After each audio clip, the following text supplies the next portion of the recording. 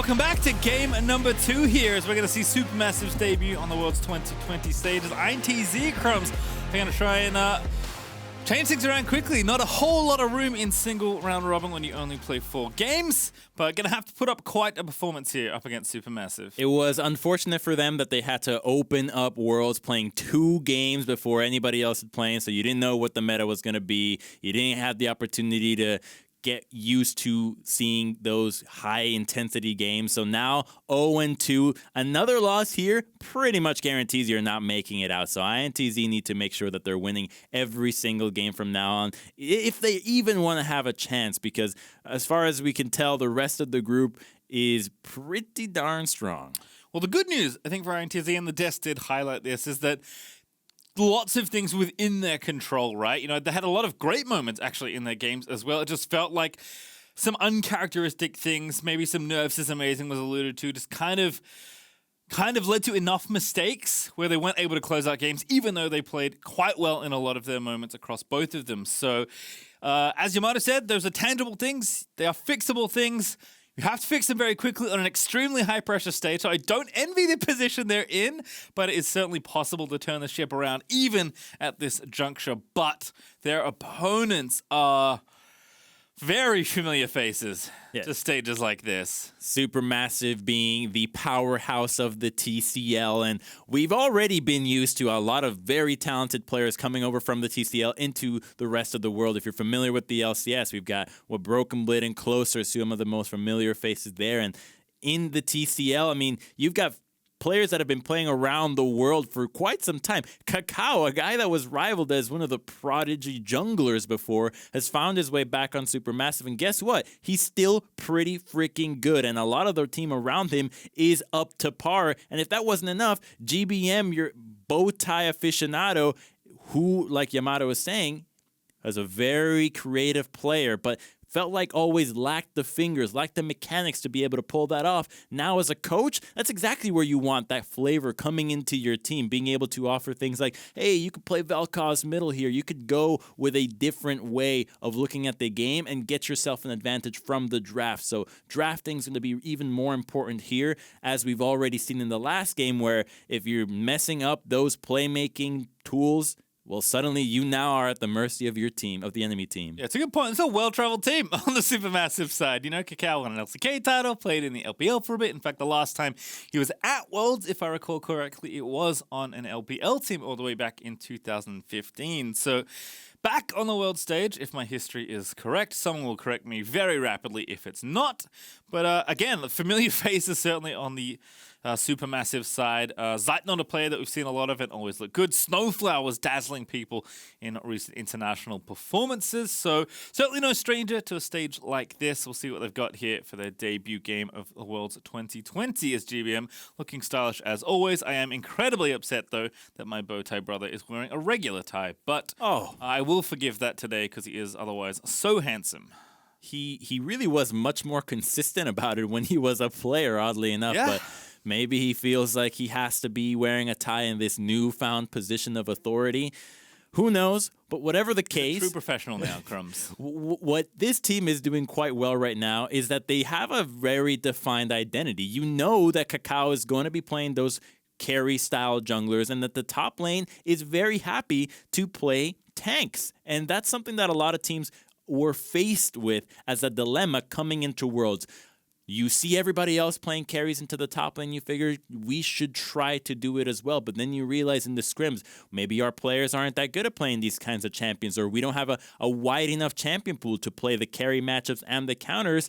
Might just be best to stick with what has been working, with another way of playing the game. And so you just say, well, we're going to have to take the weak side. We're going to have to take our carries in the jungle and make sure that we execute well. And if we lose, then so be it. We at least lost on our own terms, playing what we thought was strong in our region. Yeah, Armut's just great. Like, he's not just a tank player. Like, he's embraced it for this team, right? Like, SuperMassive know what they want to do. Zeitnot played only Caitlyn in their finals win that got them here. So they certainly have their style ironed out for INTZ. We'll see what they can bring to the table. Tae's Urgot was a highlight for me of the first day, despite the losses that INTZ have incurred. So we know what they can bring to the table. And there may be even more surprises on either side as we are going to get ourselves into game shortly. Yay! There it is. time for Champ Select. All right, SuperMassive, though, can be so deadly here. Oh, goodbye, Caitlyn. It might actually be the most dangerous way to start off these tournaments where you haven't seen the opponent if they get to be on red side, because you don't know what they've been playing and they can get the most out of that counter pick. Already banning away the Camille. No surprise. Probably is just making sure that Armut has his tanks and that they're not going to get bullied.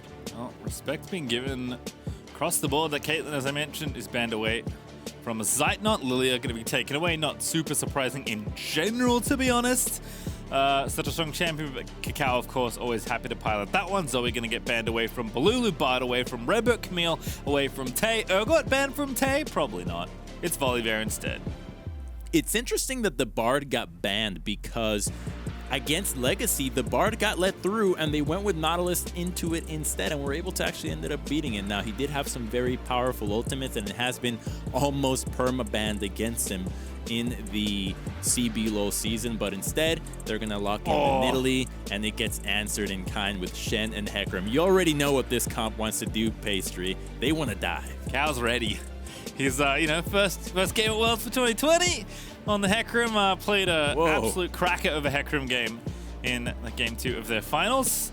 Did quite a lot of ganking, actually, towards the top side. So maybe Armut's going to get a bit more attention than he otherwise would playing these tanks, but clearly knowing their style here, as you mentioned. But Chrom's reaction was for the almost insta-lock of Renekton and Sylas. Yeah, they were so prepared. So already the Renekton Nidalee combo being very strong. We've seen what it can do in many iterations of AP junglers.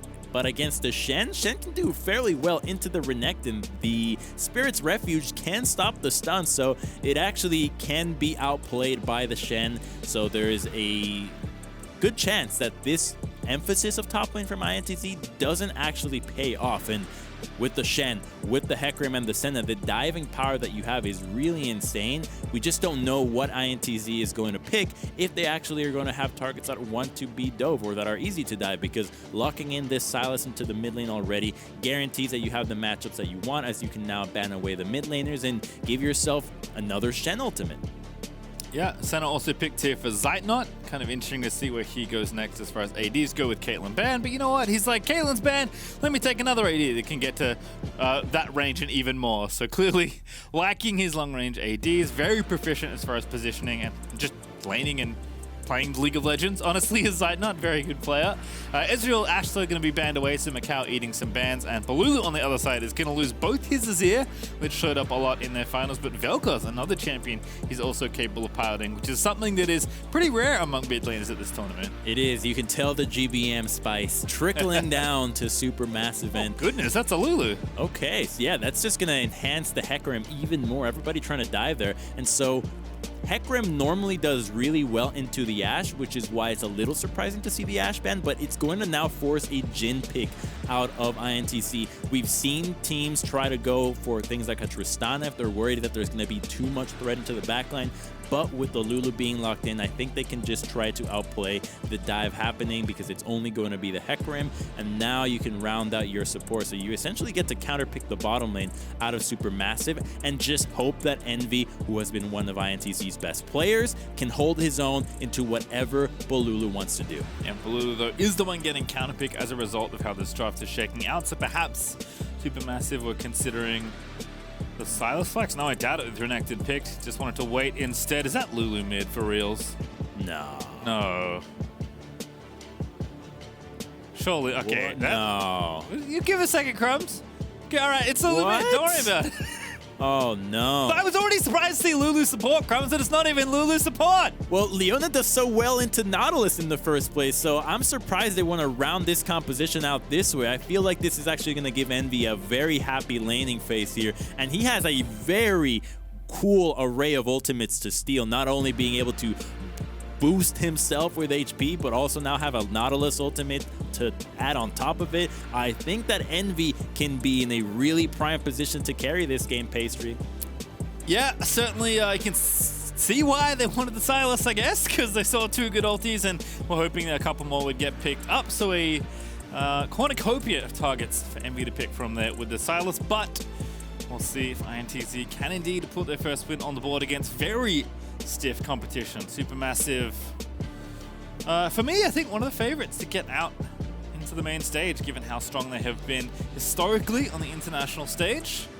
We'll see what happens here for their first game as coaches. We'll meet for the customary fist bump. We'll get ourselves onto the roof for game number 2 of 7 today, Crumbs. We'll only be here for this one and the next one, but don't worry, there is quite a lot of League of Legends to be played today. We've got an absolute marathon, and I'm really curious to see what the hype about SuperMassive is and if it can live up to their expectations, because this Lulu pick is really questionable for me, Pastry. We had seen it before when Karma at the beginning of summer was being picked in all sorts of roles before she got nerfed, before players realized, hey, maybe these picks are good, but we want to have better damage and better utility from our mid laners than just turning into another support for one of our carries. So that's what I'm worried about here. Bolulu as a mid laner, you'll want to see him be a little bit more empowered as to just being somebody that's going to boost the Hecarim from going in, because the Hecarim really depends on the early game to be able to snowball quite well. If he is even, if he is behind, he's not going to be very useful. So you think GBM has already gone too far, is what you're telling me? I think he's gone too far. Game 1, he's already... he's too far. He's already gone deep into the back of the playbook. Pulled out the Lulu for Bolulu. It's kind of a fun one.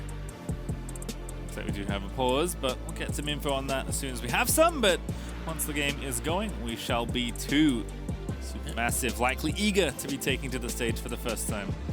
They're eager, and I think that so is INTZ, coming down from 0-2 in 2 games that were definitely winnable. Both of them.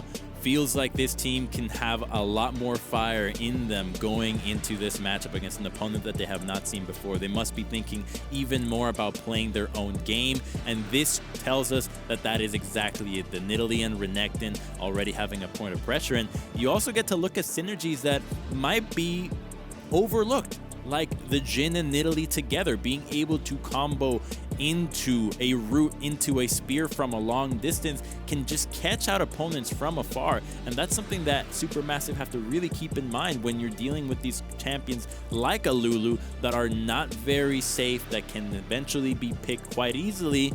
Well, a Jhin that can roam into the mid lane can be just as deadly as an Ashe firing an arrow.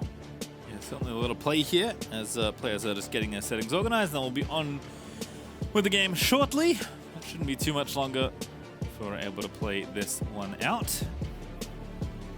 It's such a cool stage. Oh god, it's amazing.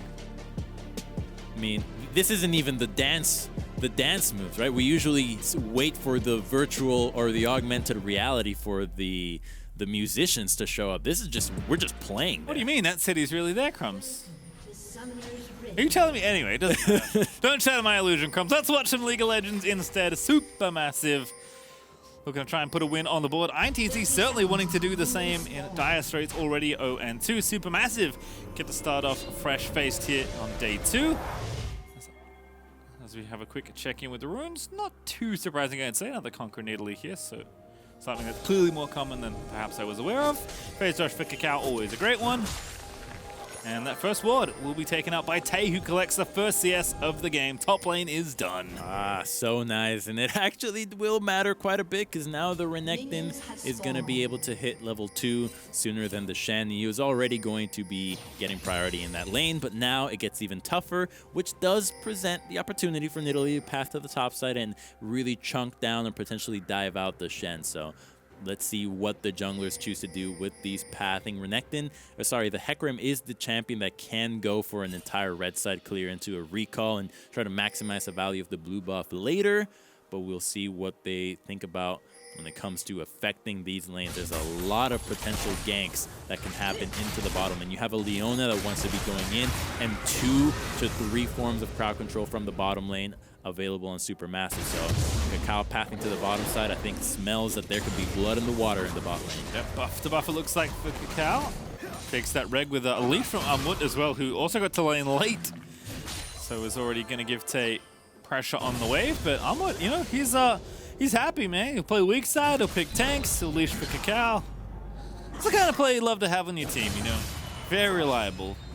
when you want a player that plays weak side, you want somebody that's going to do it with a smile. The last thing you want is a top laner playing weak side that's really upset about it, that normally wants to play carries, and that tends to be the difference between teams picking carries or not.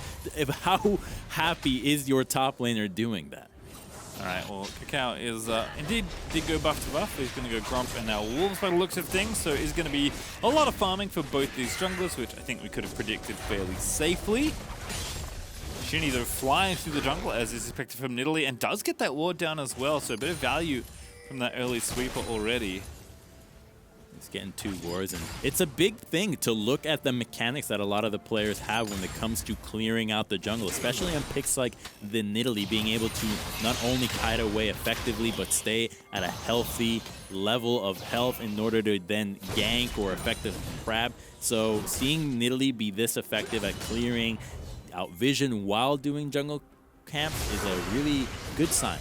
And here's the ghost, there's the stunner. Armut's going to be in trouble. KaKAO, I've seen this so many times. And that's first blood over to the Shen. Oh, that is a great gank to have. Now that the Shen can start to get some items into this matchup, it gets really tough for the Renekton to punish this lane. And what used to be the place where the Nidalee and Renekton want to go for, you now start to have second doubts about that. You might not think that you even have kill pressure anymore if Renekton can bully out, if the Shen can bully out the Renekton and have control of the wave. It's just so wild to me. Like I've actually seen that gank before in Game 2 of the final Supermassive played. I think it was even the same 2 champions in the top and jungle. Bolulu's in a bit of trouble, but nothing Lulu can't handle. She wins his way towards her tower. Healing just fine here, 1v1 versus Envy, although is running a little bit low on mana.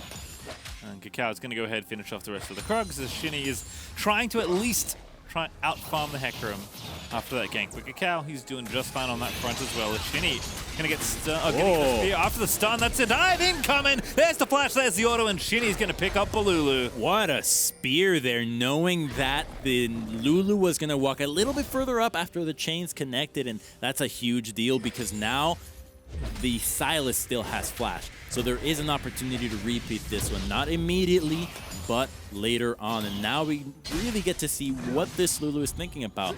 With those fairy charms, I think it's safe to say this is going to be the full utility Lulu. And I'm starting to have doubts if SuperMassive have enough damage. RedBert, I love the play, just barely missing the Zenith Blade. But that roam from bottom lane, Bolulu he was about to get killed again. But RedBert, unfortunately, just off with the skill shot there. But Envy's going to go ahead and reset and TP back to the lane most likely. So not going to lose anything at all here as Lulu's already TP'd back to mid.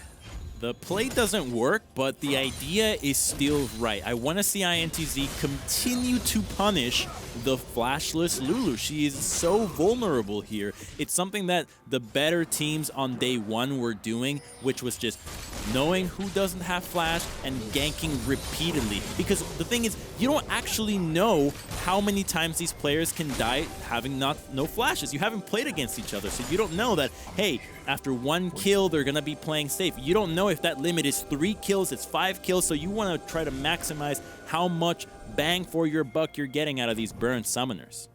KaKAO also just hanging out in this brush, waiting for the Scuttle Crab, but perhaps someone else will walk by and he can spin on them. KaKAO actually going to wrap mid here. Oh, I think just spotted barely. Yeah, Envy did see it. KaKAO is going to keep heading in. Sylas is like, surely they're not there, but certainly is. Dashes out to safety. SnowFlower here as well. Getting very active here on the Nautilus. Nice and early. Good juke back there from KaKAO to not get speared by Shini. And the control ward that did indeed spot KaKAO will now be discovered and taken out appropriately. So Sylas is level 6 and is waiting to steal an ultimate here. Not willing to commit to anything just yet. Had 3 pretty cool ones in front of him, but we'll just wait for those until the fight presents itself. And knowing that they're going to get a dragon, they're going to be fine. And there's also a Shen that is going to be available with an ultimate out. So just playing the objective game is going to be a fine look here for INTZ, knowing that you have the champions that you are comfortable with, and I'm pretty sure you're actually going to end up out-damaging SuperMassive pretty heavily if they don't get ahead on this comp. Nice Drake take. This KaKAO's farming up to level 6 now for both junglers, but KaKAO with the Shane might be looking to pick a fight again if you can find someone willing. Envy continuing to shove mid here as well. Bolulu actually keeping up nicely in CS despite getting himself killed. But Envy not too far behind. Little over a wave, about a wave and a half as Bolulu is going to pick these up. Yeah, the danger with the Lulu is what happens in the team fighting phase. How do you look at that stage? Are you able to skirmish? Are you able to assist your team when it comes to vision by yourself? Because usually this is not a champion that is a threat by any right, just when she's walking around on her own, whereas someone like Envy can just walk into the jungle and be a huge menace, can get solo kills, can pressure so much. Lulu needs to have her hand held the whole time by Hecarim, so it's going to be a matter of playing that 2v2 quite well out of SuperMassive, using the Shen ultimate to outnumber, and Shen is just now happy in this lane. He's not going to get dove anytime soon, so the options that INTZ have going on for them revolve around mid to bottom, which plays into the hands of hopefully seeing the Hecarim and Lulu together. Yeah, with that Shen as well, like you mentioned, as KaKAO, he actually took that second blue, so this game is a very KaKAO-centric draft, actually, now that I think about it. He's kind of got 1.5 supports, I guess, SnowFlower, sorry, 2.5 supports with the Lulu and the Senna able to help out, and the Shen riding in on top of the Hecarim. Making sure the Shen can get to the backlines and the Hecarim stays safe as he charges forward. Going to be Trinity Force, nice and quick here for KaKAO. This is the Hecarim thing. We'll see how much more aggressive he wants to get with his build. In that game I alluded to in their finals, he did get very aggressive with the build, but does at least want to finish this very expensive purchase before that. And did start the Rift Herald, but with bottom lane missing, didn't feel too safe about trying to complete it, especially because Armut's getting pressured here in top lane as well. So not a whole lot of space with his bot lane resetting to contest this objective, and Shini is going to clear out the ward knowing that and start the Rift Herald instead. Yeah, so KaKAO didn't know where Leona or Jhin were. All he knew was that his own bottom lane had based and that the enemy bottom lane was not in the lane as well. At 8 minutes in, it's safe to assume that this swap is happening. And Hecarim is going in for a fight with Shen ultimate. Will get stunned though, but Shini is going to eat quite a bit of damage. He's going to flash over the wall, but there's a Senna ulti over the top, and Armut's going to ride in and take down the jungler. Now KaKAO looking to chase down RedBert as the next softened up target, and that's going to be an easy kill there as the double kill goes over to the Shen. Renekton just gets killed surgically by the Doctor in the top lane, and KaKAO finishes off a third as SuperMassive really punish INTZ for that Rift Herald. It looked like INTZ thought they were going to get the Rift Herald for free and got to completely disengage. They did not expect that Hecarim was going to come in from the top side of the map, and they lose so much for that one because now they get to use that Rift Herald, but where? Where are they going to find value for that when the re-engage happens from Envy? Model Assault here, but there's Riptide away from SnowFlower, and Bolulu's here just... No, he was just hanging around. Thought he TP'd in, but was mistaken. KaKAO just going to run out of there. SuperMassive going to disengage from INTZ's attempted pick. So just a very well played combo. And already, Crumbs, we can see how deadly the Hecarim Shen is. KaKAO waited so long for this play. So they see the Hecarim there, but what happened in the bot side here? Because this is what really caught them off guard. The fact that this engage was so sick too. Really curious about how that one ended up working out there, because I felt like the Hecarim did not end up going through, but Shen followed through all the way. Regardless, there is a giant horse on your screen, and he is very scary. Yep, Lulu ulti there from Bolulu. Things just so tricky. And that Trinity Force will be done awfully quick. Keep an eye out on KaKAO on the minimap and just wait till he hits B. Because imagine if he's hitting it, Trinity Force is done. And that is real bad news for INTZ as SuperMassive up almost 2,000 gold. Hey, he's hitting recall. I reckon he's got Trinity Force completed, Crumbs. I think he certainly does. And now they're thinking about diving there. Oh, the E missed, but it doesn't matter. They can still go for him. Tried to read the Duke. Here's the TP though. Armut with the taunt though. He's trying to leave us in a literal 1v5. And he gets a kill. He's going to get another kill.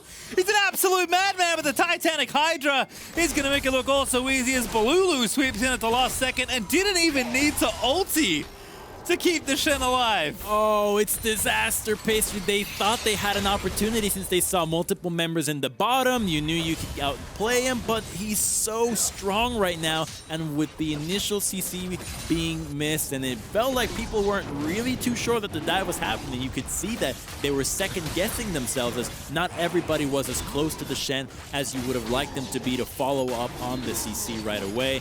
and it's just going to go from bad to worse. Losing to the top lane Shen, who now has a 500 gold spree, a dragon for free. Let's take a look at how this play unfolded once again. So Leona goes in, but look, Renekton's not even here yet, right? 5 people. That's 5 champions! Like, what do we do? Do we go in? Do we not? The taunt gets to Leona. He's so tanky there, and still has the flash available. With the Lulu showing up, you best believe you're running out of there, because she still has ultimate. Lulu just keeping it in and hit E. That was the easiest assist of his life, as he does indeed have the Athenes and Holy Grail. So it is full util right now for Bolulu as SuperMassive.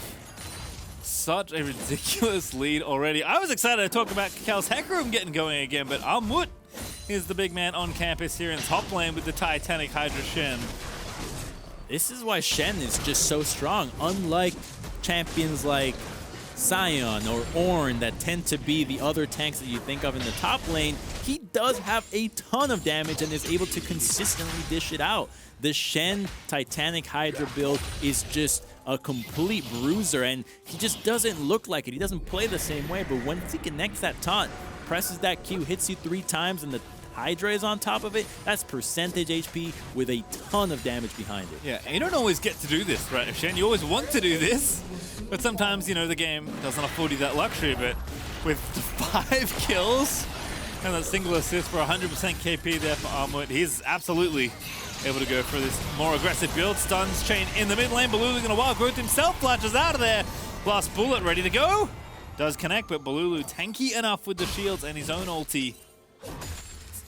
Very good itemization there from the Lulu, especially into the double AP mid-jungle combo. You just don't have the damage to burst him down, and your Jhin is not very strong, and neither is the Renekton. So ganking this Lulu now has become impossible if you're not bringing in the Renekton and Jhin together. So you just get a guarantee hyper Hecarim, and he's quite fed. And the great thing about him not having so much gold yet still having the items that he needs is that you now have more threats on your team in the Shen, and that was what we were worried about.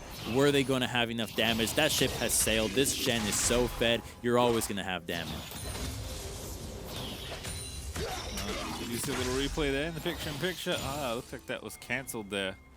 Armut not able to get himself out, but does eventually go back to base, get himself a Barmy Cinder to join that Titanic Hydra, if he wasn't pushing fast enough already. Okay, so we got 2 minutes until the dragon spawns, but it's going to be a Cloud Soul. It's pretty good, I think, for SuperMassive here to prioritize this objective, not only with the Shen, Hecarim, but the Lulu as well. Having more stacks of those ultimates or lower cooldown is going to be really powerful for them. So I think they should most certainly prioritize this objective, despite it not being one of the more combat-oriented ultimates. This composition, ult-reliant, will really love to have it. I mean, look, Hecarim's passive gives him more damage for moving faster, so it is a combat soul for KaKAO, I think, at least. As they're going to take down the Scuttle Crab here and look to maybe play for the second Rift Tower. Dragon up in a minute 30 there, like you mentioned. So perhaps SuperMassive want to walk down there instead, but I think they've got time to do both. Now, Shen does not have ultimate, and him being in the face of Renekton doesn't let him TP right away, so it would still be a 4-on-4 just yet. We'll see how the top laners play it out, because they can choose to either leave it as a 4v4 and just try to fight each other and keep each other in vision, or you see what sometimes happens where both top laners just run away from each other and make sure that they can TP into the fight. You already saw how this matchup plays out. That was a really sick use of the Spirit's Refuge to dodge out of Renekton's stun. Yeah, it's definitely a matchup that's got a lot more intricacies than it may appear at first glance, and certainly getting the better of that little interaction there. He's going to go back once more. There's the Ruby Crystal, not quite flying up to his next items just yet. But it looks like Dragon is going to be the player. Is KaKAO looking to flank Envy in the mid lane. He's still alive though, so KaKAO has not started the dive. But there's an Nautilus ulti, KaKAO poking around, but sees 2, decides maybe the dive isn't worth it. Zeitnot able to poke down the tower. That's mid prior for SuperMassive as they are looking to take this next dragon. micaO though, actually grabbing first tower, interestingly. All alone there in the top lane, but that means they're absolutely not contesting for this dragon. Yeah, that was surprising to see that, and seeing that the Jhin was top was the cue that gave SuperMassive the idea to go for the dive, because you assume, well, Leona could probably also be in the top side. Is there an option to go for this dive? But they thought otherwise, because it was 15 seconds until the dragon came up. If you miss that one, you also lose the dragon when you already have secured vision with both mid and bot lane shoving. Best to play it safe and look for a fight that you know goes right and you won't lose out on the objective that you're coveting. Just the second Drake SuperMassive, third overall, so not too bad to give away. Teams also don't always want to fight for the Cloud Soul. Is considered to be one of the weaker ones, although like I said, I think certainly very good, at least on the Hecarim. And no one's going to turn away a Dragon Soul. Always good to have one, because there is indeed only one per game. Bottom outer tower looking a little bit unhealthy on the INTZ side, but Bolulu not going to press his luck, as Tay is going to go ahead and catch this wave. And SuperMassive not pushing too quickly here, Crumbs. Rift Tower going to be started here by Shini. We'll see if INTZ can nab this one.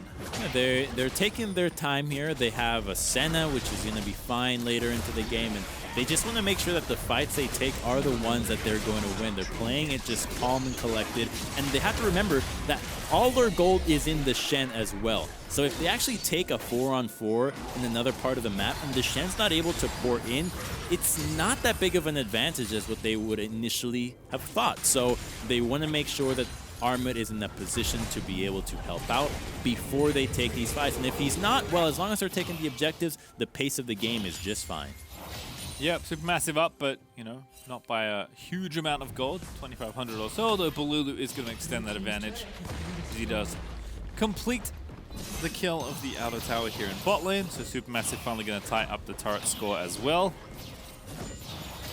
It's just, you know, it's time to chill out. Perhaps we'll wait between dragons here, 320 until that Cloud Dragon is up. But SuperMassive don't need to do too much more right now, but I think INTZ happy to keep things a little bit slower here, as the assault in mid lane is maybe where things will start to unravel a bit. Zeitnot and SnowFlower have been very persistent in trying to knock down this tower. It's been really tough for INTZ to find a way to make a play on the map, because we already saw the atomization from the Lulu being a really big nuisance against the Sylas and Nidalee, but the Renekton now having to match Lulu is just not going to cut it, and he doesn't even have boots. You're not going to be able to chase anybody down. He didn't go for the Blade of the Ruined King first, so you don't even have the sustain or the chase potential in the lane, so there's not that much that INTZ could go for at this stage in the game. So they're looking to just get Envy in a position where he's very fed, where he can start stealing those ultimates, ideally level 16, if that's even possible before the gold lead grows too large. But that's going to let the Sylas really rip it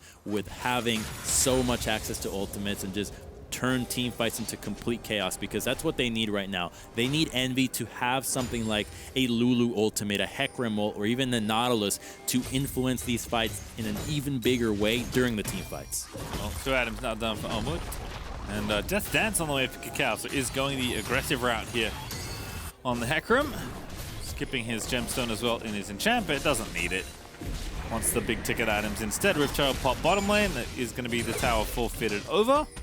But that'll likely be a trade for mid out of here. SuperMassive not too upset with how this is going. Tay will be very thankful for the gold, given how fed his lane opponent is.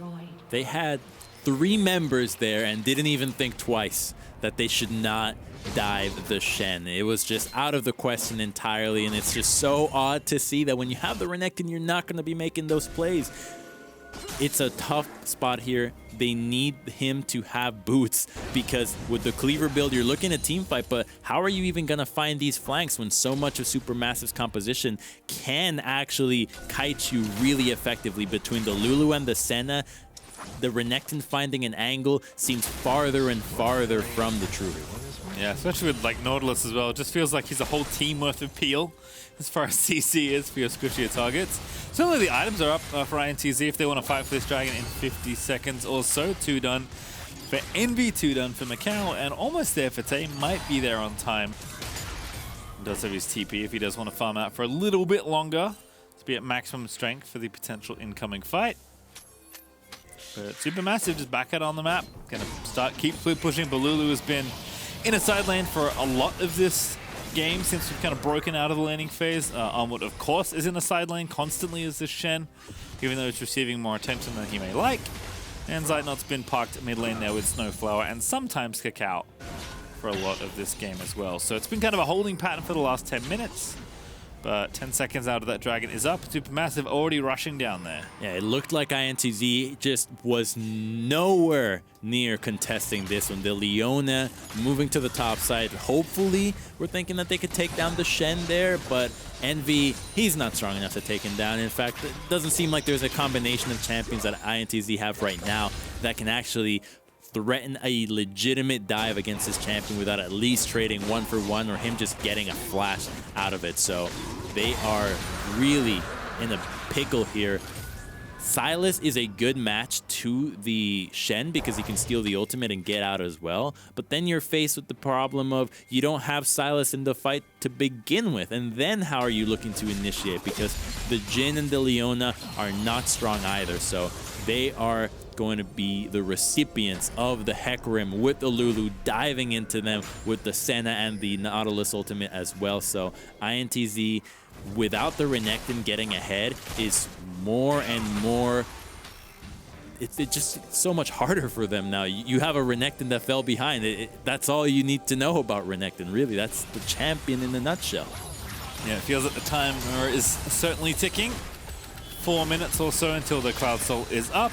Again, not a soul that every team always feels like they have to absolutely fight over, but SuperMassive just happy to quietly play through the rest of this mid game and look for a pick off here. They feel like in the spot they're in, they know how to play this composition out.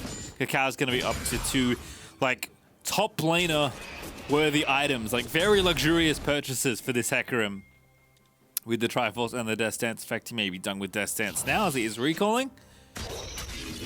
He even got the Skirmisher Saber there to make his fighting a little bit stronger. Normally you see the Talisman just stay without being upgraded, but here it's going to allow him to win more 1v1s than not, potentially looking at flanking a Renekton or even a Sylas. That item will definitely make a big difference, but it's not like he's thinking about taking these fair fights. There's so many globals to help out the composition that is crafted around him. Yeah, kind of have to start looking at XP as well here. Armut going to be the first to level 16 by the looks of things. KaKAO also level 14 from the jungle is 2 levels ahead of Shini, and now Envy's getting chased down and wants nothing to do with this Hecarim that just stole the enemy blue buff and is going to steal the Grump as well.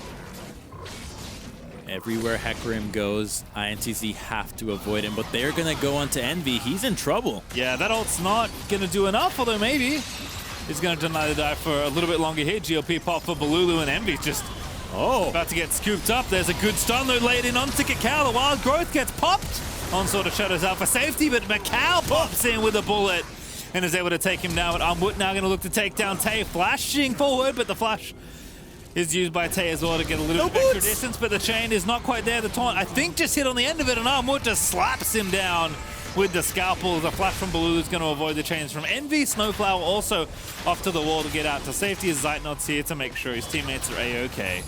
Oh, they're thinking about re-engaging, but they're going to be fine. They're in the bot lane.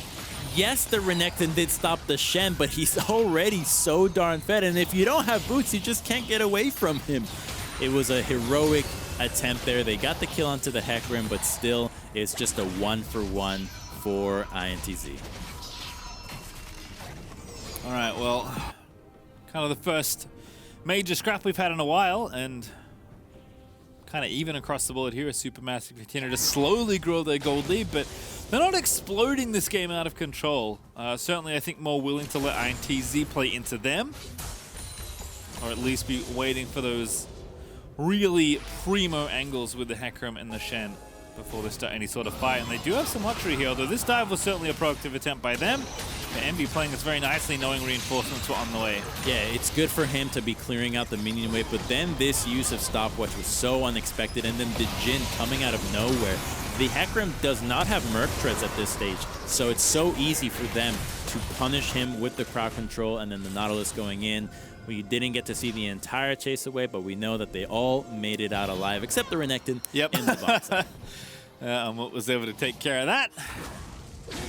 50 seconds out of that Cloud Soul is spawned. SuperMassive also at this point, like, don't have to go for the soul. as Envy is going to hijack the onslaught of shadows off of Hecarim. Supermassive could potentially say, have your second dragon, take the Baron. Feels like the better price for Supermassive right now, given that they are trying to open up this game that much more with the lead that they currently have. You know, they've got a lead, but they haven't quite snowballed it into something bigger and broken open the game, let's say. But Supermassive are determined to get some vision here in the river, but they are going to have to dip back mid and get some priority as Envy is starting to get slapped by this Senna. Not even 3 items on Zeitnot, already doing pretty significant damage just with that poke. Both teams don't have a very good Baron comp, so while they could pivot away to it, they definitely need to kill a few members of the opposition if they want to go for that objective. Shen's already grouped. You're not willing to risk his Shen ultimate being cancelled. He has most of the gold. He needs to be involved. The dragon is already up, but the engage is finding Lulu. KaKAO also on the flank with a fight. It's going to stop Bolulu, going to be the target. Here comes KaKAO riding in. A great Senna ulti there for Zeitnot. Is going to make sure Tay falls and his teammates stay alive as Bolulu is going to take down RedBert. Fighting front to back against this comp is so deadly. The Lulu was able to make it out alive, and not a lot of damage on the side of INTZ. Was able to jump in there. Their CC was still held as a threat. If they committed, Hecarim could have always re-engaged and destroyed their backline. So they play it out calm and collected. They get a soul, and now they can start thinking about going for the Baron and easily turn these fights if they will still have the Hecarim ultimate. Yeah, it just feels like a slow and steady grind here for Supermassive, but they keep getting further ahead as we watch this one again. So they try to go in onto the Lulu, but the CC is immediate. They don't even get the stun onto her, and there wasn't going to be anybody that could follow through. If you think you can burst through Lulu, think again. There's a Shen ultimate, and then Senna heals to go through it. So she is certainly much harder to kill than you would think. And then no one can walk through the Shen, right? His wild growth is just keeping everybody out of the fight. And KaKAO, even though his flank was late, actually kind of wasn't needed at the end of the day. INTZ did the initiation for him. And Supermassive just cleaned up the soul and the 2 kills there as well. Zeitnot must have so many souls now. He's got Runan's Hurricane. I'm going to go out on a limb and say that's the first time I've ever seen that on Senna. Yeah. Me personally. Oh, KaKAO's going to interrupt me because he's trying to kill Shini.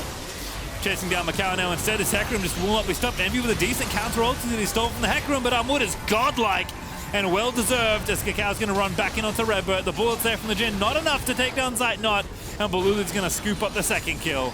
Oh, this game has gotten so out of control. Pastry, Supermassive doesn't even care about objectives anymore. They can just fight non-stop, and there's not much that INTZ can do. They try to re-engage there. It was cute to steal the Hecarim ultimate and go in, but KaKAO actually kited out quite well and blocked the chains from the Lulu to make sure that he could keep his support alive, who's doing a fine job in being a utility for this team that already has all their carries and more. And now it's time for Baron. Supermassive get their picks, and oh goodness, that's a snipe. Oh, with the jungler dead, it's just not even fair now.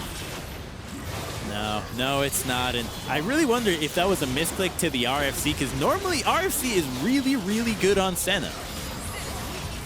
Yes, it is. And when I saw the Zeal, that's what I thought was coming out. They look the same, the red and yellow, so you think like, okay, I could maybe start with the same letter. You know what? Maybe. I don't know. I'm kind of curious to see what happens. Again, certainly not something I've seen, but not riding enough just yet. KaKAO is just bullying the enemy team, though. Here comes Shen, but micaO's already been scooped off the rift.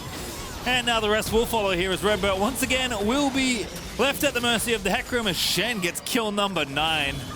Armut has been unstoppable right now on this Shen. As Supermassive going to knock down mid lane and maybe more. They don't have to base. They can just end the game here. Going to be a pretty impressive Baron power play at the end of it all. Supermassive just going to indeed go for the kill. It's 2v5 right now. And Supermassive are just going to clean up the rest of these turrets. They have arrived to Worlds in style as KaKAO's Hecarim alongside that Shen will take out INTZ, but not before Envy is left to his fountain in Zhonya's. Getting bullied by the rest of Supermassive. Armut is legendary, and rightly so, as Supermassive are going to finish off the Nexus and pick up their first win of Worlds 2020. Group A just got a whole lot more interesting, Pastry, because Supermassive just gave us the most decisive win that we have seen out of this group thus far, and that is going to put the fear in Mad Lions and Team Liquid. Yep, just, you know, expected good things from this team, and that was certainly that. I think playing a comp they're certainly very comfortable on, kind of everyone in the roles you would expect, but the game set played out maybe even better than SuperMassive would have considered, as KaKAO's first gank to the top lane snowballed wildly out of control for that Shen. Yeah, the Shen is a pick that got a little bit of a nerf to the thing that he got his shield buffed, and then the buff was reduced by half, and suddenly teams were foregoing him as a pick, but clearly showing he still got a ton of value. You have to remember the versatility that he showed when he was a top priority. It was jungle, it was top, it was even support, and now picking him back into the top lane, into these physical damage matchups, you pair him up so well with these dive comps, and you still have a menace in the top lane that just transfers leads so well to the rest of the map. Yeah, I mean, just a really good look overall. I think SuperMassive, great entrance into the tournament, certainly. Maybe a couple things that you don't want to give back away. Perhaps KaKAO needs to lose Hecarim. Perhaps Shen should never be let through a draft again for Armut. But I think, like we've seen, even with something like the Lulu, which was surprising, there are a lot of strings to the bow that SuperMassive have brought to Worlds. Yeah, certainly. And it's cool to see that they're continuing to innovate despite these not being the usual flavors that we see throughout the regular season. This is why you have to just think about playing your own game and not worry too much about what the enemy is thinking of, because you don't know how far their bag of tricks goes. Well, we mentioned it already, but unsurprisingly, the Oppo player of the game for this one is, you can guess it, Crumbs. In fact, Armut, exactly. This Shen, I mean, what, he had 10 kills by the end of this game? He was just everywhere. I mean, as soon as he got that first gank and dodged the 1v5 dive, this was his game to carry, and he certainly carried. Oh, it was so sick. This is the first play that just turned everything around. One Rift Herald move that was a disaster, and then the turnaround. He was already, I think, 4 or 5-0 at this point. A casual 1v5. Really, Lulu wasn't necessary. He would have killed them all. Yeah, and then this one again, he's like, hey, I'm getting out of here. And Tae's like, no, you're not. And Six, fine, you're going down with me if I'm not getting out.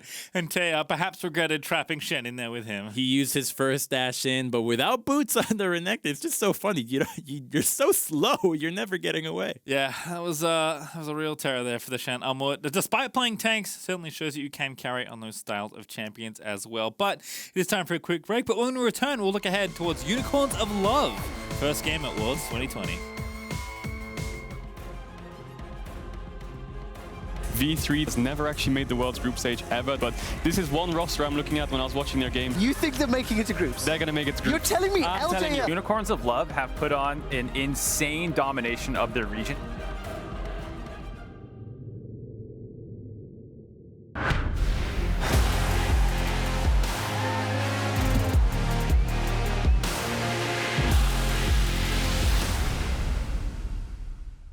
Everyone, I'm Afia Shog's-Deportere. Alongside some other faces you may recognize, I'm very excited to host MasterCard's Clicks of the Decade, where we will count down the top plays from 10 years of international League of Legends. Doctor Shockwave! The quadra kill for Hootie! And that is the miracle play that keeps CLG alive! So make sure you follow at MasterCard Nexus on Twitter so you don't miss the first episode. Born free as the wind blows, as free as the grass grows, born free to follow your heart. Live free and beauty surrounds you. Axe. Smell ready.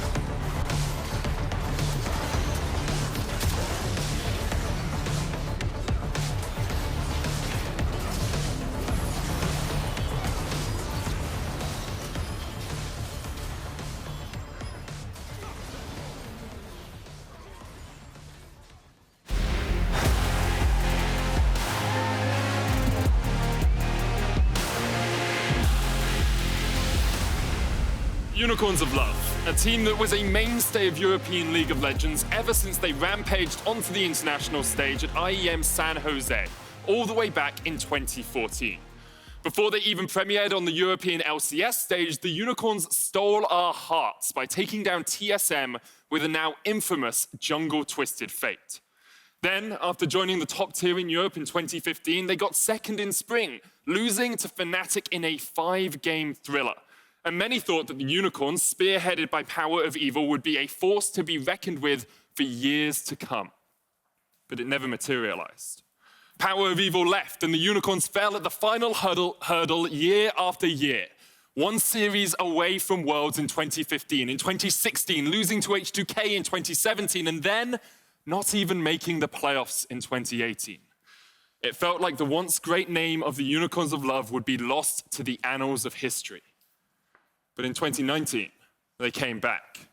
Acquiring the Vega Squadron roster that almost defeated PvB at MSI, the Unicorns brought a new threat onto the international stage once again, forcing Splyce all the way to 5 games in play-ins. But again, they fell at the final hurdle. And the question remains, when will the Unicorns overcome? Will the Unicorns, who went through the entirety of summer losing only one single game, be able to show up when it matters, to get over that final hurdle? Since the introduction of the play-in stage back in 2017, the LCL have yet to have a champion crack onto the group stage. This Worlds, the Unicorns of Love are looking to make history. Oh, thank you, Medic. Well, that got my blood pumping. I don't know about you guys. Yeah. Are you feeling a little bit more alert on the end there?